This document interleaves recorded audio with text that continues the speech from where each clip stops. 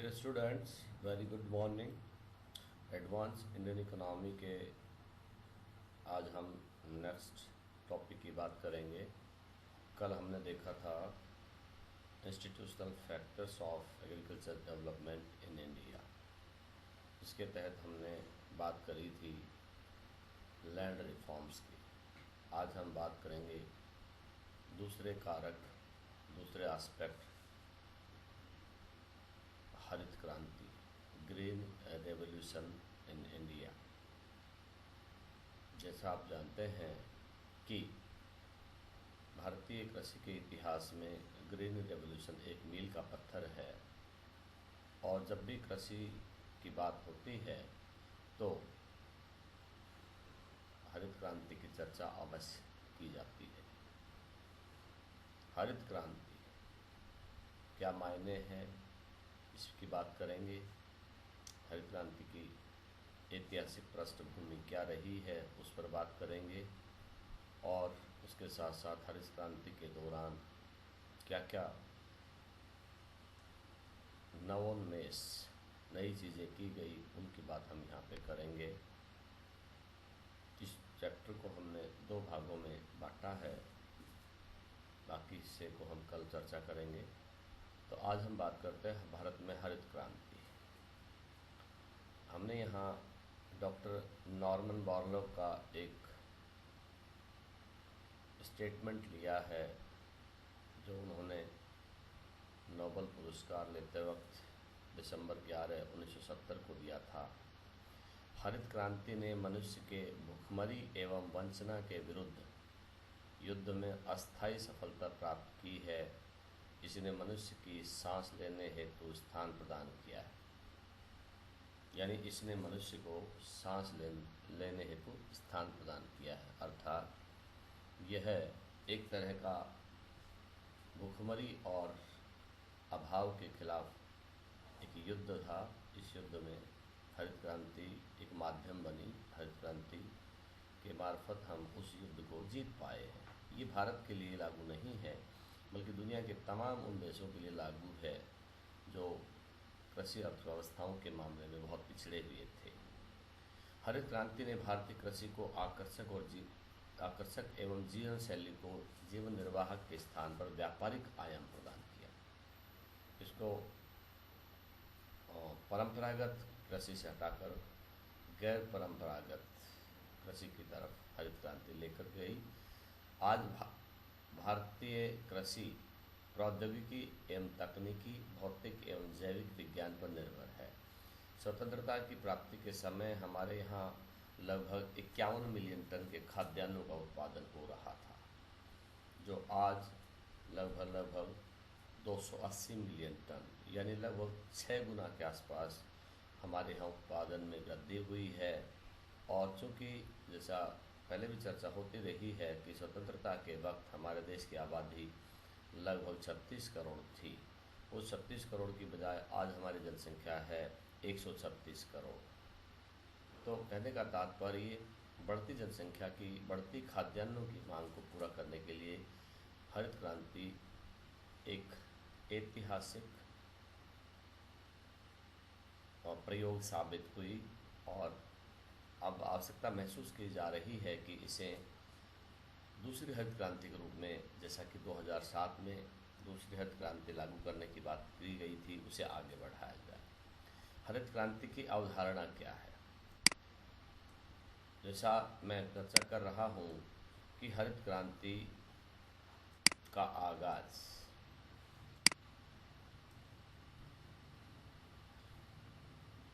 भारत में 1960 के दशक में होता है, लेकिन सर्वप्रथम जब हम इसकी ऐतिहासिक पृष्ठभूमि में जाते हैं तो देखते हैं कि हरित क्रांति शब्द का सर्वप्रथम प्रयोग है डॉक्टर विलियम गेर्ड ने किया था। परंतु जिस व्यक्ति ने इस शब्द को बहुत अधिक पॉपुलर बनाया, जिस व्यक्ति ने इसको बहुत अधिक सार्थक बनाया, जिस व्यक्ति ने इसे दुनिया भर में लागू किया, वो थे डॉक्टर नॉर्मन बोरलॉग। मैक्सिकन कृषि अर्थशास्त्री थे, जिन्हें विश्व में हरित क्रांति का जनक कहा जाता है।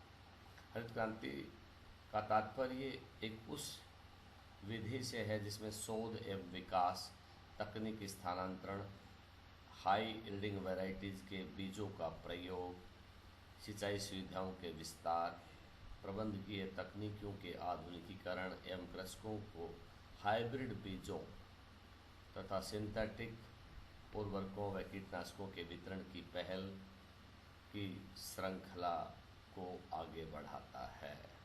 यानी हरित क्रांति में ये जो कृषि के जितने भी इनपुट हैं, इन इनपुट्स को विद लेटेस्ट टेक्नोलॉजी के साथ उपयोग करने का नाम हरित क्रांति है।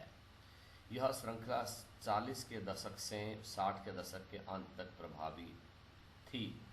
इसके माध्यम से विश्व के विशेषकर विकासशील राष्ट्रों की कृषि उत्पादकता में अभूतपूर्व वृद्धि हुई। इन तकनीकों का सर्वप्रथम प्रयोग मैक्सिको में रोग प्रतिरोधक उच्च प्रजनन क्षमता के हाइब्रिड बीजों को बनाकर किया गया। इस कारण मैक्सिको में गेहूं के उत्पादन में आशातीत वृद्धि हुई। 60 के दशक के प्रारंभ में अकाल और तेजी से बढ़ती हुई जनसंख्या के दबाव में भारत सरकार ने डॉक्टर बॉर्लोग को अपने यहाँ आमंत्रित किया। ये है इसका एक छोटा सा ऐतिहासिक इसकी पृष्ठभूमि, क्योंकि भारत जब 47 में आज़ाद होता है तो उस वक्त हमारे यहाँ की 1/3 सिंचित क्षेत्र वो पाकिस्तान में चला जाता है और जनसंख्या हमारे हिस्से में रह जाती है। फलस्वरूप खाद्यान्नों का संकट खड़ा हो जाता है और उस खाद्यान्न संकट से उबरने के लिए आवश्यक था कि हम कृषि में ऐसे नवीन तकनीकी अपनाएं, क्योंकि उस दरमियान मैक्सिको और दूसरे देशों में ये विधि प्रयोग में लाई जा रही थी। इसलिए प्रोफेसर नॉर्मन बोरलॉग को भारत सरकार ने आमंत्रित किया कि हमें भी आकर के इस बारे में वो उत्पादन बढ़ाने की तकनीकों की जानकारी दें, उसको लागू करने में हमारी मदद करें। उस वक्त भारत कृषि अनुसंधान परिषद के जो निदेशक थे वो थे प्रोफेसर MS स्वामीनाथन, जो कि मशहूर कृषि वैज्ञानिक हैं। उन्होंने प्रोफेसर बोरलॉग के साथ मिलकर के और भारत में हरित क्रांति का आगाज़ किया। इसलिए भारत में हरित क्रांति का जनक प्रोफेसर MS स्वामीनाथन को माना जाता है। बोरलॉग के नेतृत्व में भारत में IR-8 नाम के चावल की बोनी प्रजाति को निर्मित किया गया, जिससे कि आज भारत विश्व के प्रमुख चावल निर्यातकों में से एक है। गेहूं के HIV यानी हाई यील्डिंग वैरायटीज, उन्नत किस्म के बीजों जैसे K68 मैक्सिकन प्रजाति जिसमें लर्मा है, रोजो है, सोनारा 64 है, कल्याण और PV 1818 एवं चावल के बीजों की विभिन्न प्रजातियां हैं जिनमें TN1, TNN3 इत्यादि का प्रयोग भी उल्लेखनीय है। यानी भारत सरकार ने जब प्रोफेसर बोरलॉग को आमंत्रित किया तो उन्होंने यहाँ गेहूं और चावल जैसी जो प्रमुख खाद्यान्न हैं उन पर उनके बारे में हाई यील्डिंग वैरायटीज़ का जो मैक्सिको में आविष्कार हुआ था उनका उपयोग यहाँ पे करने के लिए उसे उपलब्ध करवाया, उसमें मदद करी। और इस तरह से 60 के दशक के मध्य से लेकर 1980 के दशक के मध्य तक हरित क्रांति भारत के उत्तरी पश्चिमी राज्यों जिसमें पंजाब, हरियाणा और पश्चिमी यूपी का क्षेत्र शामिल है, उसमें बहुत प्रभावी तरीके से लागू हुई, बहुत प्रभावी तरीके से सफल भी हुई और उसके साथ साथ कुछ दक्षिणी भारतीय राज्यों में भी इसे ले जाया गया। इस तरह से भारत के दूसरे हिस्सों में जिसमें मुख्य रूप से मध्य भारत और पूर्वी राज्यों में इसमें उतनी वृद्धि दर नहीं देखी गई जितनी वृद्धि दर उत्तर पश्चिमी भारत और दक्षिण के राज्यों में देखी गई। अब इसके बारे में कुछ तथ्य हैं जिन पर हम बात करेंगे, जिसमें पहला है कि स्वतंत्रता प्राप्ति के बाद भारत खाद्यान्नों एवं अन्य कृषि उत्पादों की भारी कमी से जूझ रहा था। वर्ष 1947 में देश की स्वतंत्रता मिलने से पहले बंगाल में भीषण अकाल पड़ा था, जिससे 20 लाख से अधिक लोगों की मौत हो चुकी थी, जिसका मुख्य कारण था औपनिवेशिक शासन की वो नीतियाँ, वो कमियाँ जो भारत की कृषि को उन्नत होता हुआ नहीं देख सकती थी या भारतीय कृषि को पिछड़ी अवस्था में रखने के लिए जिम्मेवार थी। ऐसी स्थिति में हमें ये सोचने को विवश होना पड़ा कि हमें अपनी बढ़ती आबादी की खाद्यान्न आवश्यकताओं को पूरा करने के लिए आत्मनिर्भरता की तरफ बढ़ना होगा। उस समय कृषि के लगभग 10% क्षेत्र में सिंचाई की सुविधा उपलब्ध थी। नाइट्रोजन, फास्फोरस और पोटेशियम जैसे उर्वरकों का औसत इस्तेमाल भी 1 किलोग्राम प्रति हेक्टेयर से भी कम था। गेहूं और धान की औसत पैदावार 8 किलोग्राम प्रति हेक्टेयर के आसपास थी। ये इंडिकेटर्स हैं जो बताते हैं कि उस वक्त भारतीय कृषि व्यवस्था कितनी पिछड़ी हुई अवस्था में थी। सिंचित क्षेत्र मात्र 10%, अच्छे जो खाद थे उनका इस्तेमाल प्रति हेक्टेयर में 1 किलो से भी कम उनका उपयोग होता था, और प्रति हेक्टेयर पैदावार भी गेहूं और धान की 8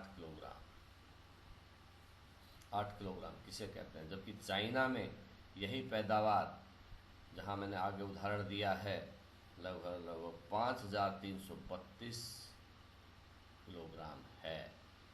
हालांकि ये आज का आंकड़ा है, लेकिन इससे तुलना करने में आसानी है, उससे समझने में आसानी रहेगी कि हम कितनी पिछड़ी हुई अवस्था में कृषि को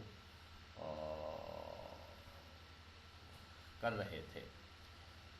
वर्ष 1947 में देश की जनसंख्या लगभग 30 करोड़ थी, लेकिन जैसा मैंने कहा कि 1951 में पार्टीशन के बाद भारत की जनसंख्या 36 करोड़ के लगभग थी, जो कि वर्तमान जनसंख्या 136 करोड़ से 100 करोड़ के आसपास कम थी।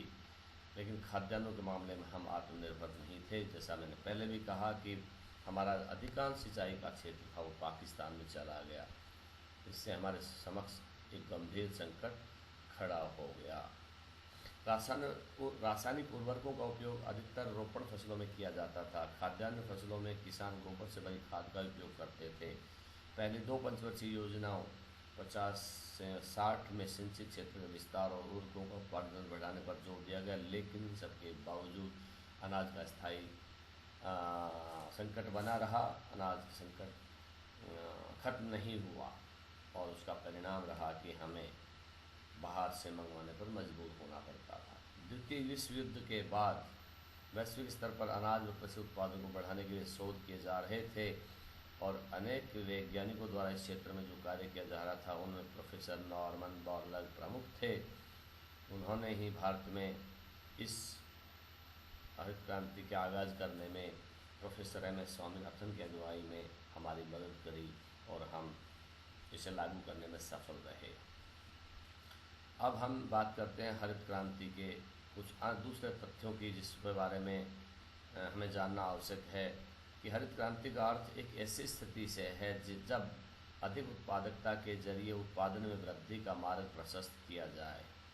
हरित क्रांति के लिए सरकारी नीतियों, नई तकनीकी, नई सेवाओं, किसानों के उत्साह के साथ उनका समन्वय हो, तभी ये संभव है कि हम कृषि उत्पादन अपेक्षित मात्रा में बढ़ा सकते हैं। हमारे किसानों, खासकर पंजाब के किसानों ने एक छोटे से सरकारी कार्यक्रम को जन आंदोलन में बदल दिया। ये भारत भर में आज भी एक उदाहरण के रूप में याद किया जाता है। 1960 के मध्य में स्थिति और भी दयनीय हो गई, जब पूरे देश में अकाल की स्थिति बनी। ये पहले मैं चर्चा कर चुका हूँ कि वर्षा की अनियमित और अनिश्चित प्रकृति के चलते सारी हमारी जो पैदावार थी, सारा जो कृषि उत्पादन है, वो वर्षा पर निर्भर होने के चलते हमेशा अनिश्चय बना रहता था, और उसका परिणाम था कि कृषि उत्पादन बहुत ही निम्न स्तर का था। उन परिस्थितियों में भारत सरकार ने विदेशों से हाइब्रिड प्रजाति के बीज मंगवाए। अपनी उच्च उत्पादकता के कारण इन बीजों को उच्च उत्पादकता किस्में, हाई यील्डिंग वैरायटीज कहा जाता था। इस हरित क्रांति को लागू करने के लिए सरकार ने 1960 से 63 के दौरान देश के 7 राज्यों के विभिन्न 7 जिलों का चयन किया। इन 7 जिलों में intensive agriculture district program IADP नाम से एक प्रोग्राम शुरू किया गया, और हरित क्रांति की औपचारिक शुरुआत है वो 1966 में हो जाती है। मुख्य तौर पर हरित क्रांति देश में कृषि उत्पादन को बढ़ाने के लिए लागू की गई एक नीति थी। इसके तहत अनाज उगाने के लिए प्रयुक्त पारंपरिक बीजों के स्थान पर उन्नत किस्म के बीजों का प्रयोग को बढ़ावा दिया गया। शायद मैं समझता हूँ कि आपको अब समझ में आ गया होगा कि भारत चूँकि बहुत पिछड़ी अवस्था में था, कृषि बहुत पिछड़ी व्यवस्था में थी, न अच्छे बीज थे, न अच्छा खाद था, न पेस्टिसाइड्स थी, न सिंचाई की सुविधाएँ थी। तो इन सब को बढ़ाने पर इनको सबको तकनीकी के माध्यम से अच्छा बीज, अच्छा खाद, अच्छे पेस्टिसाइड्स, अधिक से अधिक खेतों को पानी पहुंचाने जैसी विधियां विकसित की गई और उनका परिणाम रहा कि देश में हरित क्रांति को ठीक से लागू किया गया। पारंपरिक बीजों के स्थान पर जैसा मैंने कहा हाई यील्डिंग वैरायटीज़ के प्रयोग से सिंचाई के साधनों को बढ़ाने में मदद मिली, उर्वरकों के उपयोग को बढ़ाने में मदद मिली, कीटनाशकों के उत्पादन को बढ़ाने में और उनके उपभोग को बढ़ाने में भी मदद मिली। इस तरह से प्रारंभ में हाई यील्डिंग वैरायटीज उन्नत किस्म के बीजों का प्रयोग गेहूं, चावल, ज्वार, बाजरा और मक्का में किया गया और गैर खाद्यान्न फसलों को इसमें शामिल नहीं किया गया। परिणाम रहा कि भारत में अनाज में अभूतपूर्व वृद्धि हुई। इसके बाद हम बात करते हैं कि जो इसके प्रभाव हैं उनके हम कल बात करेंगे कि इसके क्या क्या परिणाम हुए, क्या क्या प्रभाव पड़े, जिसमें कुछ सामाजिक हैं, आर्थिक हैं और क्षेत्रीय प्रभाव भी इस पर पड़े हैं। उनकी बात हम कल करेंगे। लेकिन ये सही है कि भारतीय कृषि को का अभी स्वर्णिम भविष्य है। सरकार को इस बारे में एक व्यापक नीति ला करके अधिकाधिक सार्वजनिक निवेश को बढ़ाना चाहिए, अधिक से अधिक खेतों तक सिंचाई की सुविधा उपलब्ध करवाने पर जोर देना चाहिए, क्योंकि बढ़ती हुई खाद्यान्न की आवश्यकताएं तभी हम पूरी कर पाएंगे, हम विदेशी मुद्रा को तभी बचा पाएंगे, और अदरवाइज हम फिर पुनः दूसरे देशों पर इसके लिए निर्भर हो सकते हैं। जहां मैं पहले भी उदाहरण दिया है कि आज भी हमारे यहाँ खाद्यान्न की पैदावार है प्रति हेक्टेयर 1909 किलोग्राम है, जबकि चाइना में ये 5332 किलोग्राम प्रति हेक्टेयर है। इससे आप समझ सकते हैं कि कितना भारी अंतर है, कितना बड़ा गैप है। ये गैप कैसे पूरा हो, इस पर हमें विचार करना चाहिए और हमें सघन कृषि पर अधिक ध्यान देना चाहिए। हमें खेती का रकबा बढ़ाने पर भी ध्यान देना चाहिए, लेकिन जो रकबा हम काम में ले रहे हैं, जो क्षेत्र काम में ले रहे हैं, उसमें अधिकाधिक उन्नत तकनीकी आधारित इनपुट्स का प्रयोग करके हम प्रति हेक्टेयर उत्पादन बढ़ा सकते हैं। आज के लिए इतना ही और कल हम बात करेंगे इसके अगले पार्ट की। आज के लिए इतना ही। बहुत बहुत धन्यवाद।